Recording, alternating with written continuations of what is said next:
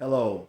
Thanks for tuning in to today's broadcast. I am your host, Cedric the Credit Champion, and today we're just going to discuss the events unfolding between Russia and Ukraine.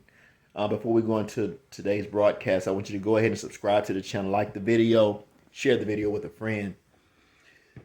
Now, it appears that Russia has attacked Ukraine, and I saw the Ukrainian president basically pleading with Russia to stop the attack. But Russia doesn't seem like they're going to let up at all. You know, you can only imagine what it must feel like to be a citizen of Ukraine, to have this powerful nation like Russia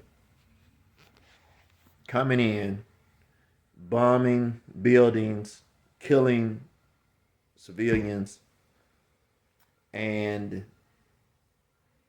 they want to take over your country. I bet that is a scary experience. You know, people are fleeing, people are leaving, looking for a safe place to go. And I mean, I just don't know what we're going to do. Should the United States get involved?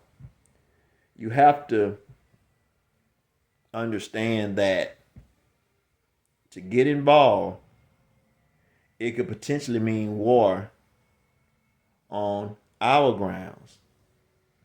And so, do we want to get involved? Do we want to go there with Russia?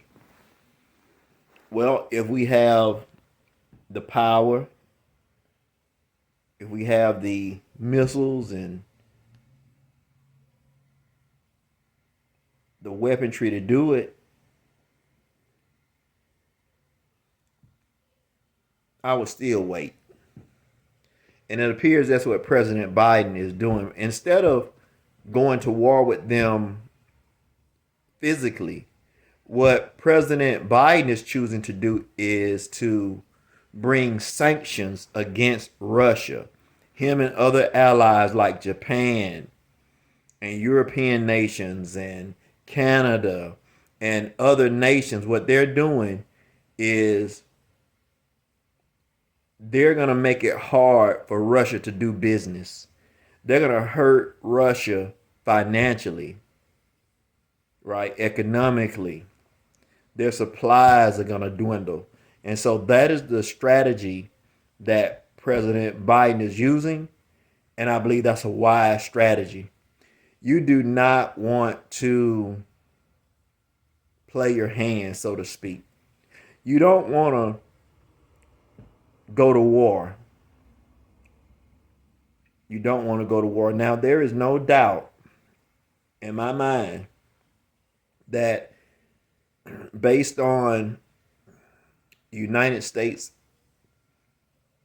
history, for developing one of the most powerful bombs ever known, the atom bomb. I think they had to outlaw that thing. I mean, just pull up a picture of the atom bomb when it goes off.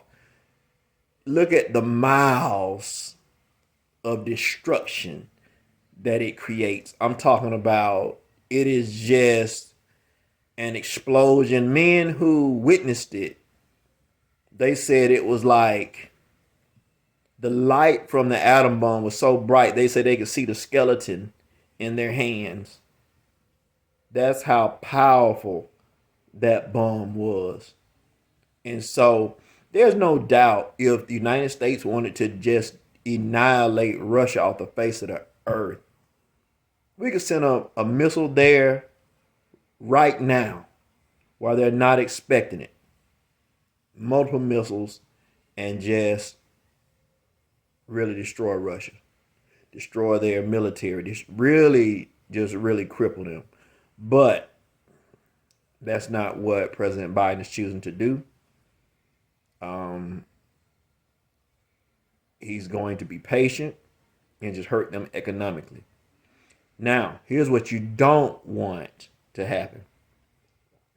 You don't want to be so patient that they get a jump on you, where they say, okay, let's strike first. Let's strike first. We don't want that to happen either. And so I believe that Russia knows that we have the capacity to destroy Russia. Now, if they were to try to come after the United States, it would only be because they really don't have a desire to live. They just don't care. It would be like a suicide mission. And some people get that mindset to where they don't care. They just go on a suicide mission. And that's what that would be if Russia was to try to attack the United States of America. And so, yeah, we want to pray for the Ukrainian people because they're in a tough situation. I mean, they're having to deal with this powerful nation wanting to take over their nation. And the president, he seems to be helpless. He just doesn't have the military power to be able to fight off Russia. And so, yeah, it's a sad situation to watch unfold. But yeah, there's nothing that anyone can really do except for hope that these sanctions are severe and that Russia will, have second thoughts and that they will back up, but it just doesn't seem like they're willing to. And so we'll see where this thing goes next. You never know.